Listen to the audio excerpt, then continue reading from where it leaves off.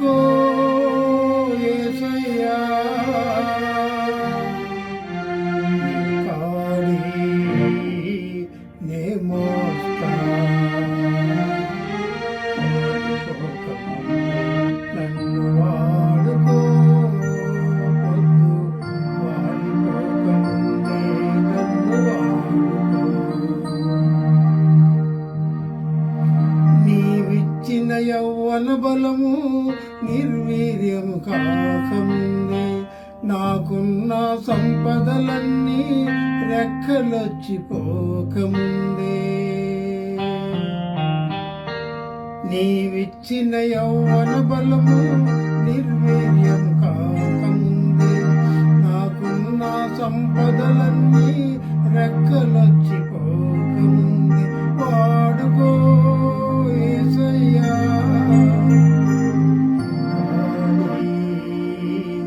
నే మోస్తా, వాడిపోకముందే నన్ను వాడుకో, పొద్దు వాడిపోకముందే నన్ను వాడుకో.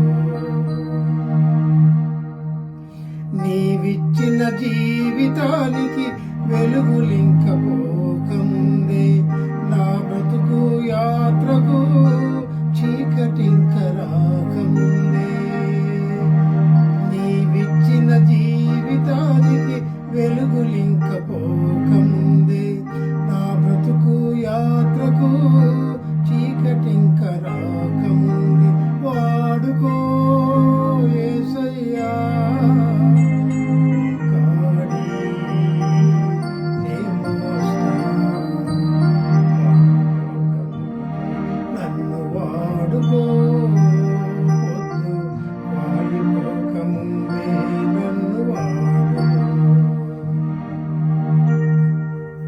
నీవిచ్చిన ప్రాణము దేహాన్ని వీడకముందే, నా దినముల పరిమాణం సంపూర్ణం కాకముందే, నీవిచ్చిన ప్రాణము దేహాన్ని వీడకముందే, నా దినముల పరిమాణం సంపూర్ణం కాకముందే, వాడుకో యేసయ్యా,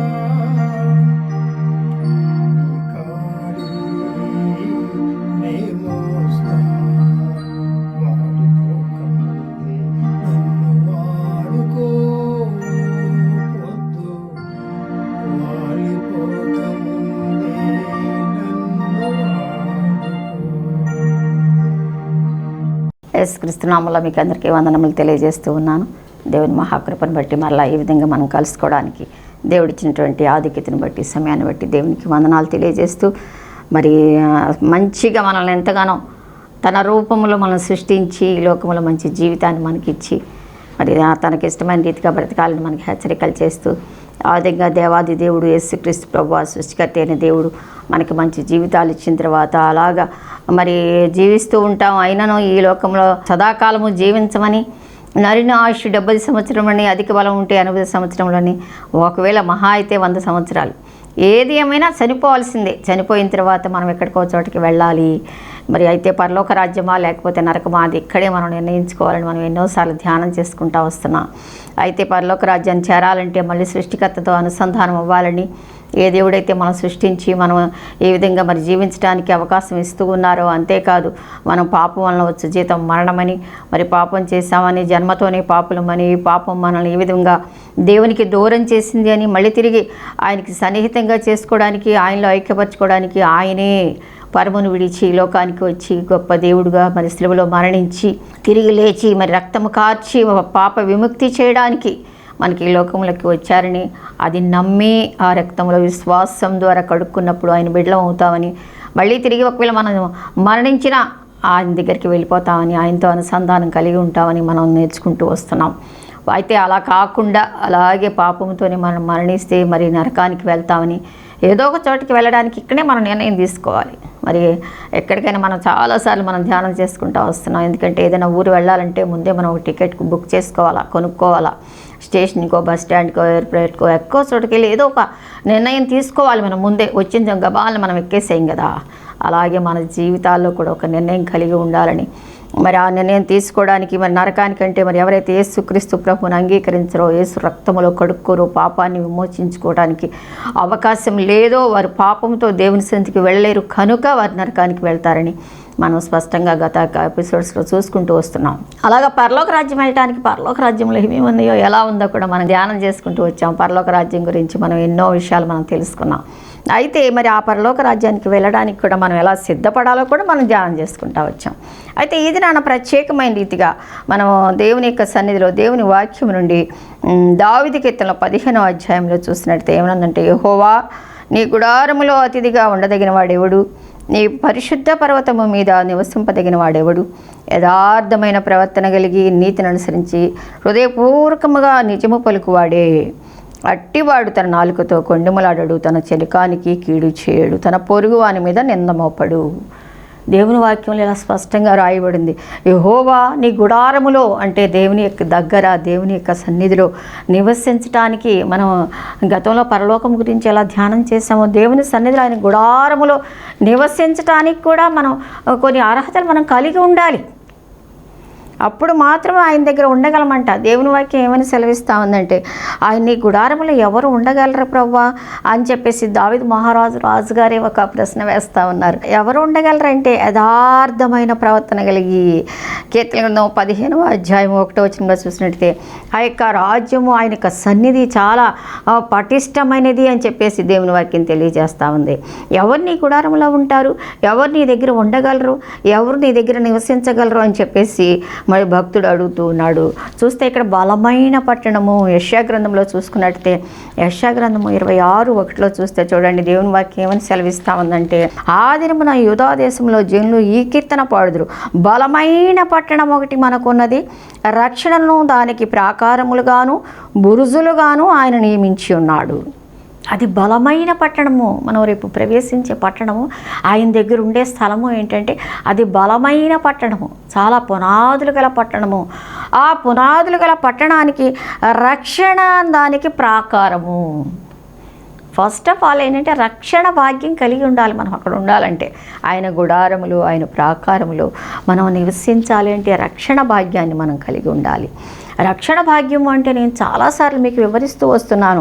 రక్షణ అంటే ఒక అపాయంలో ఉన్నాము, ఒక తొందరలో ఉన్నాము, ఒక డేంజరస్ పొజిషన్లో ఉన్నాము. ఆ పొజిషన్ నుండి బయటపడటమే, బయటికి రావటమే రక్షణ. ఆ యొక్క పరిస్థితిలో నుంచి బయటికి రావటమే రక్షణ.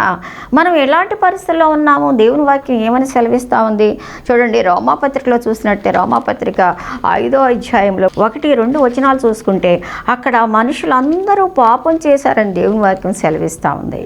కనుక ఈ పాపముతోనే మనం దేవుని దగ్గర ప్రవేశించలేము.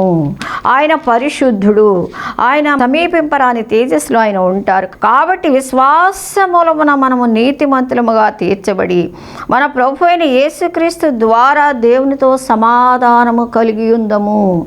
మరియు ఆయన ద్వారా మనము విశ్వాసము వలన ఈ కృపయందు ప్రవేశము గలవారమై అందులో నిలిచి ఉండి దేవుని మహిమను గూర్చిన నిరీక్షను బట్టి. అంటే కృప ద్వారా అంటే ఏంటంటే రక్షణ భాగ్యం మనం కేవలము కృప ద్వారానే.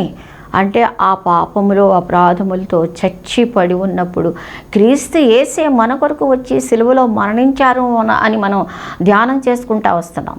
మనం ఆయన ఇష్టపూర్వకంగా మనల్ని విడుదల చేయడానికి, అయ్యో నా బిడ్డలు, అయ్యో నేను నా సంతానము, నేను చేసుకున్న సృష్టి మళ్ళీ చనిపోతే నరకానికి వెళ్ళిపోతే నేను ఎలా చూడగలను, మరి అలాగని ఆయన దగ్గర ఉంచుకోవడానికి పాపంలో ఉన్నాం. చాలాసార్లు మనం ఎగ్జాంపుల్స్ మాట్లాడుకుంటూ వస్తున్నాం. మన బిడ్డలైనా, మన సొంత బిడ్డలైనా, మన చిన్న బిడ్డలైనా మరి 1కి 2కి వెళ్ళారనుకోండి, రాక్ చేసుకున్నారనుకోండి, మురికిలో పడిపోయారనుకోండి, అప్పుడని ఎత్తేసుకోం కదా, తీసుకెళ్ళి వాళ్ళని శుభ్రం చేసి రావాలి. శుభ్రం చేసిన తర్వాత ఎత్తుకుంటాం. అలాగే మన దేవుడు కూడా మనల్ని ఎత్తుకోవాలి, ఆయన రాజ్యములో ఉంచుకోవాలి, ఆయనతో సదా ఉంచుకోవాలంటే మనం కడుక్కోవాలి. అదే అంటున్నాడు, మిమ్మల్ని కడుగుకొనుడి, శుద్ధి చేసుకొనుడి. మీ పాపక్రియలు నాకు కనబడకుండా మీరు వాటిని శుద్ధి చేసుకోండి అంటే మనకై మనం చేసుకోలేం. కానీ అందుకే ఆయనే ఈ లోకానికి దిగి వచ్చి ఇష్టపూర్వకంగా శిలువ మీద ప్రాణం పెట్టి రక్తము కార్చి, పవిత్ర రక్తము కార్చి, ఆ పవిత్ర రక్తంతో విశ్వాసం ద్వారా కడుక్కోండి అంటున్నారు. అంతే, విశ్వాసం ద్వారా ఎలా కడుక్కుంటాము అంటే మన విశ్వాసం ద్వారా ప్రార్థన చేసుకోవడమే. ప్రభా నేను పాపిని, ముందు మనం పాపులు అని గ్రహించాలి. మెయిన్ నేనేం పాపం చేశానండి, నేను అసలు ఏం చాలా మంచివాడినండి, నేను నీతిమంతుడంటే మన నీతి మురికి గుడ్డలు లాంటిదంట. కాబట్టి ఆయన దృష్టిలో మనం పాపం పోవాలి అంటే విశ్వాసము ద్వారా ఆయనలో కడుక్కోవాలి. ప్రభా నేను పాపినయ్యా, నా పాపం విషయం, నా పాపముల కోసమే మీరు సిలువలో మరి రక్తము కార్చారు. నేను ఉండవలసిన స్థానంలో మీరున్నారు. నేను పొందవలసిన యావద్బాధ మీరు పొందుతున్నారు. నిజానికి ఆయన సిలువ మోయవలసిన అవసరం లేదు, అంత భయంకరంగా రక్తం కార్చవలసిన అవసరం లేదు. అది ఎవరంటే నీది నాది మన కొరకు వెళ్ళారనమాట.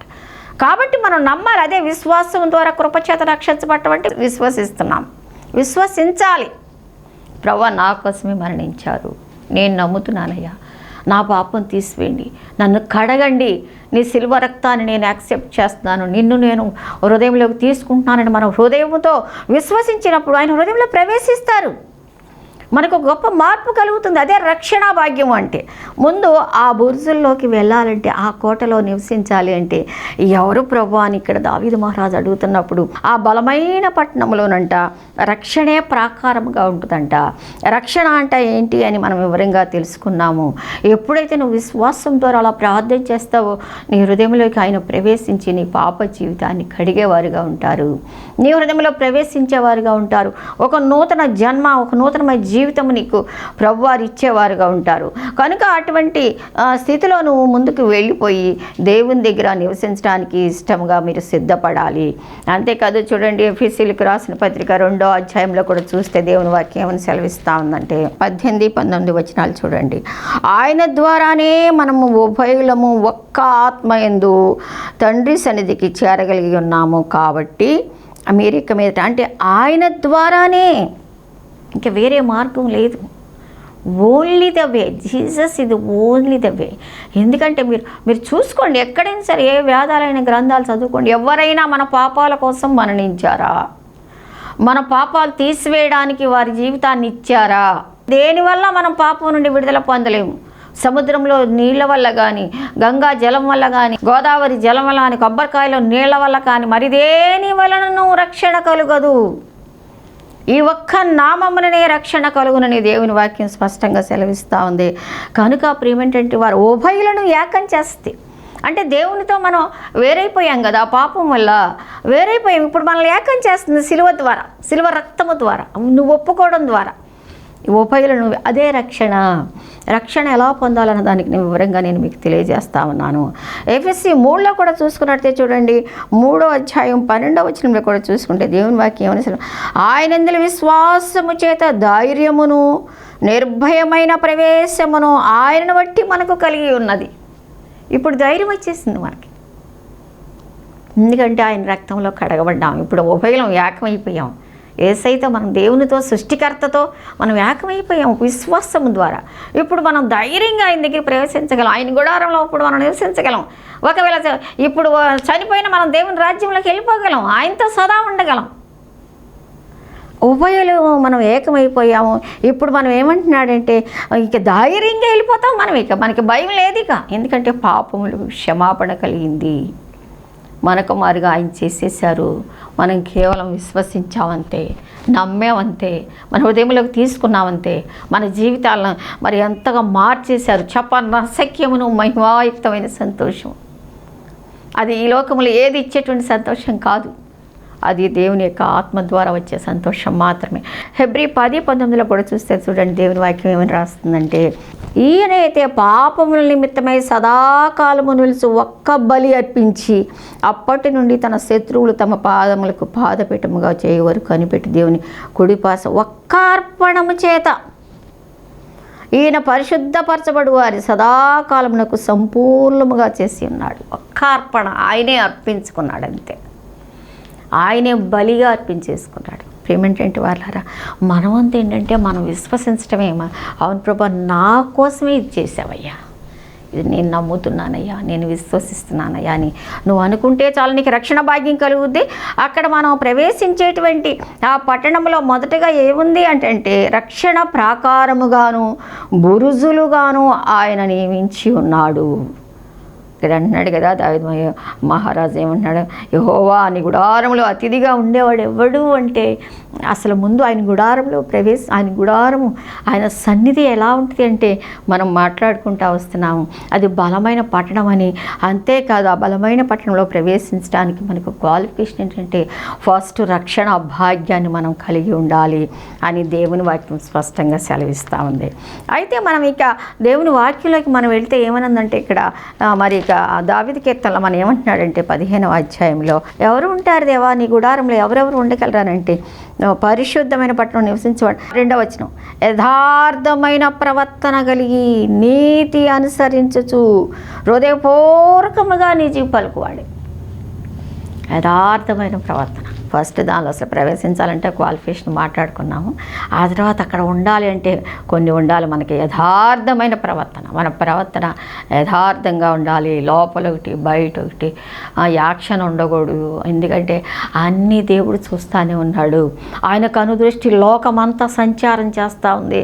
నువ్వెక్కడ చీకట్లో అమ్మ తెలియదులే, నాన్న తెలియదులే, మా ఆవిడ తెలియదులే, ఎవరు చూసారులే, నేను ఆఫీస్లో ఒక రకంగా, ఇంట్లో ఒక రకంగా, మరి బయట ఒక రకంగా, స్నేహితులతో ఒక రకంగా, అమ్మ వాళ్ళతో ఒక రకంగా, ఎక్కడైనా దేవుడు ఉన్నాడు. దేవునికి ఇష్టంగా మనం జీవించాలి.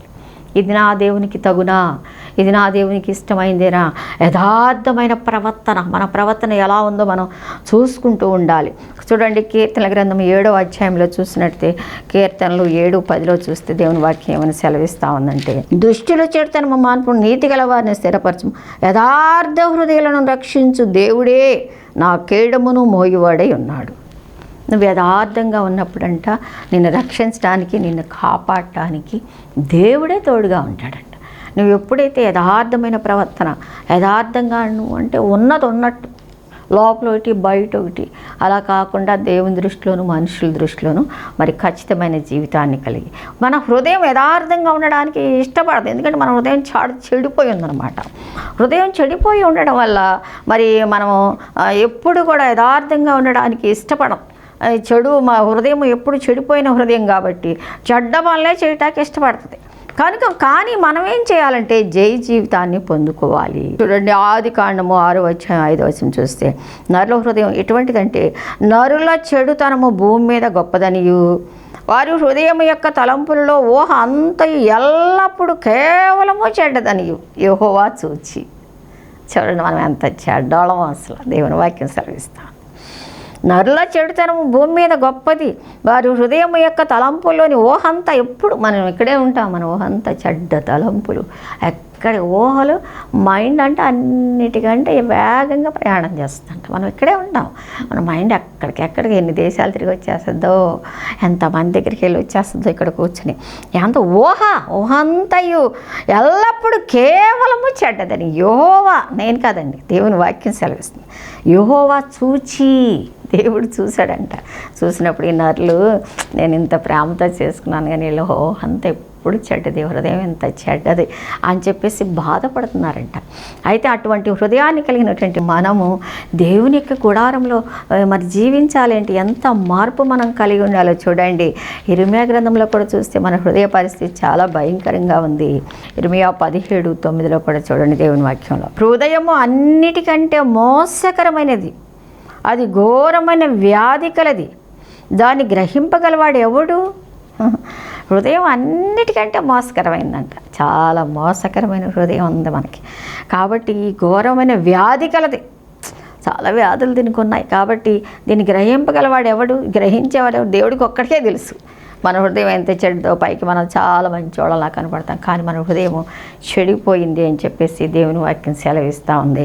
అలాగే ప్రసంగి గ్రంథంలో కూడా చూడండి, ఒక్కసారి చూసుకుంటే 8వ అధ్యాయంలో చూస్తే ప్రసంగి 11వ వచనంలో చూడండి, ఇక్కడ ఏమంటున్నాడు భక్తుడు, దుష్క్రియకు తగిన శిక్ష శీఘ్రముగా కలుగుపోట చూచి మనుషులు భయము విడిచి హృదయపూర్వకముగా దుష్క్రియలు చేయుదురు.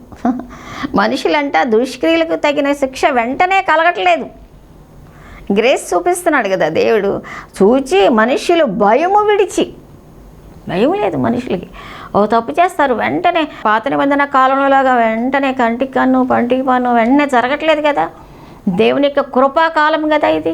ఈ కృప ఉంటుంది కదా, మన మీద జాలి చూపిస్తూ ఉంటున్నాడు కదా దేవుడు. కాబట్టి ఏం చేస్తానంటే భయం లేదు మనకి. ఇక భయం విడిచి మనుషులు జీవిస్తున్నారంట. హృదయపూర్వకంగా దుష్క్రియలు చేర్చు, మనస్పూర్వకంగా దుష్క్రియలు చేసేస్తున్నారు. ఏం లేదులే, మనం చేసాను తప్పు, ఏం జరిగింది, బాగానే ఉందిగా, బాగానే ఉంది, దేవుడు నన్ను క్షమించేశాడుగా, బాగానే అని మళ్ళీ ఇంకో తప్పు చేయడానికి ఏమాత్రం భయం లేకుండా హృదయపూర్వకంగా చేస్తున్నారంట. అయ్యో నేను ఇలా చేయకూడదు అనేటువంటి మనస్తత్వం మనుషుల్లో లేదు. మరి కాబట్టి ఇంత దౌర్భాగ్య హృదయాలను మనం కలిగి ఉన్నామని దేవుని వాక్యం సెలవిస్తూ ఉంది. ప్రియమైనటువంటి వారిలా 9వ అధ్యాయం 3వ వచనంలో చూడండి ఏమన్నా, మరియు నరుల హృదయము చెడుతనముతో నిండి ఉన్నది, వారు బ్రతుకు కాలమంతయు వారి హృదయమందు వెర్రితనం ఉండును.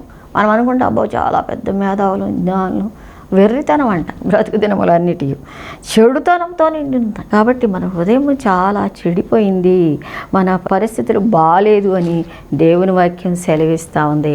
అందుకే ఆయన గుడారంలో ఉండాలంటే మనం ఇలాగ ఉండలేము. కనుక ఇంకా మనం చూసినట్లయితే చూడండి, మత్తయి సువార్త 23వ అధ్యాయం 28వ వచనంలో చూస్తే ఏమనుందంటే, అలాగే మీరు వెలుపల మనుషులకు నీతిమంతులుగా నగపడుచున్నారు కానీ లోపల వేషధారణతోనూ అక్రమముతోనూ నిండి ఉన్నారు.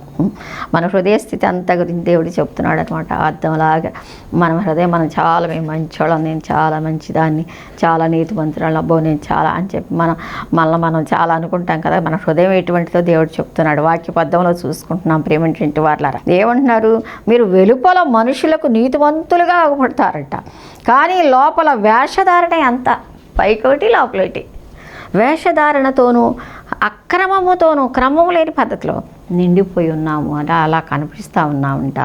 మార్కు సువార్త 7వ అధ్యాయం 21వ వచనం, లోపల నుండి అనగా మనుషుల హృదయములో నుండి దురాలోచనలను, జారత్వములను, దొంగతనములను, నరహత్యలను, వ్యభిచారములను, లోభములను, చెడుతనములను, కృత్రిమమును, కామ వికారమును, మత్సరమును, దేవదూషణయు, అహంభావమును, అవివేకమును వచ్చును.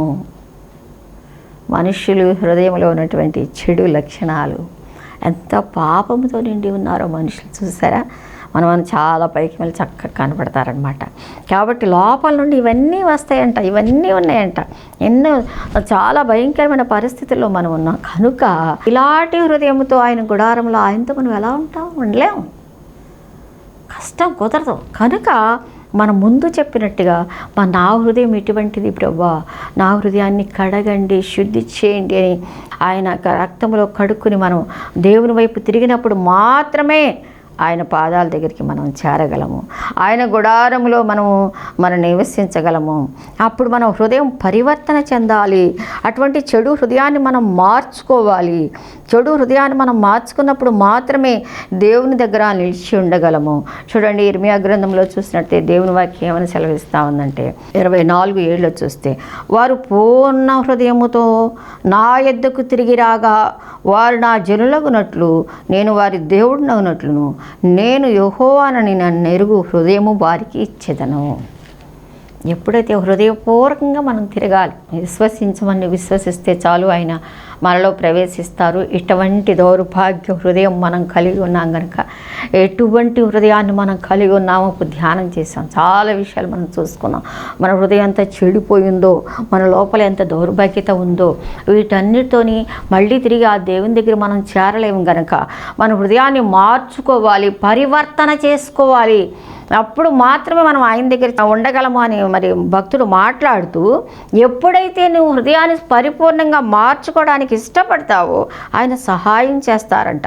అదే అంటున్నారు ఇర్మియా గ్రంథం 24:7 వారు పూర్ణ హృదయముతో నా యొద్దకు తిరిగి రాగా వారు నా జనులగునట్లు, అప్పుడు నా ప్రజలు అయ్యేటట్టుగా వీటన్నిటిలో నుండి నేను విడుదలిస్తాను, మార్పిస్తాను, మారుస్తాను, నేను సహాయం చేస్తాను అని చెప్పి మనకు దేవుడు సెలవిస్తూ ఉన్నాడు.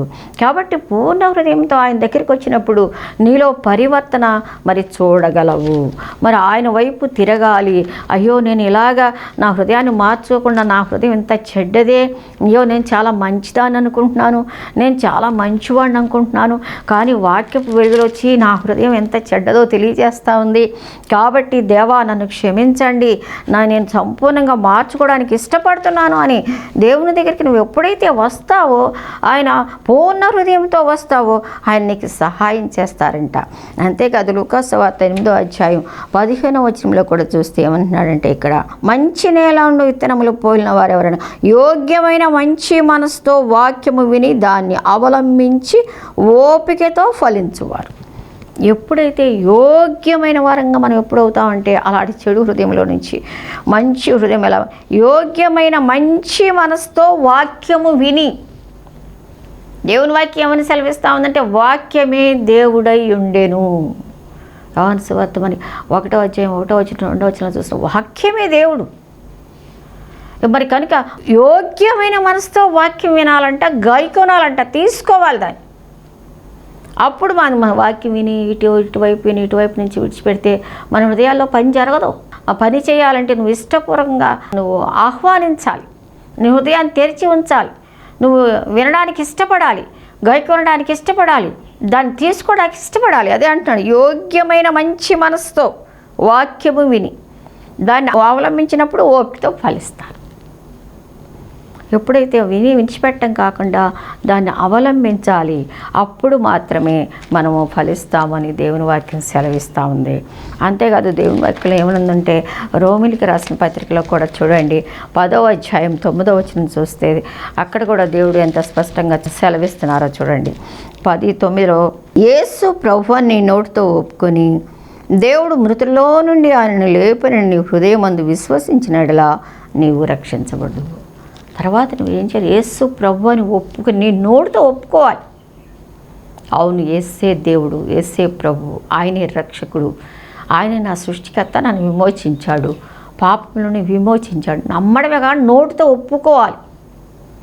నోటితో యేసు ప్రభు అని నోటితో ఒప్పుకొని మృతులలో నుండి ఆయన లేపెనని నీ హృదయమందు విశ్వసించిన, అంటే నీ కోసం చనిపోయి తిరిగి లేచి పరమునకేగి అక్కడ నీ కొరకు విజ్ఞాపన చేస్తూ రాజ్యం సిద్ధపరుస్తున్నారని నమ్మాలి.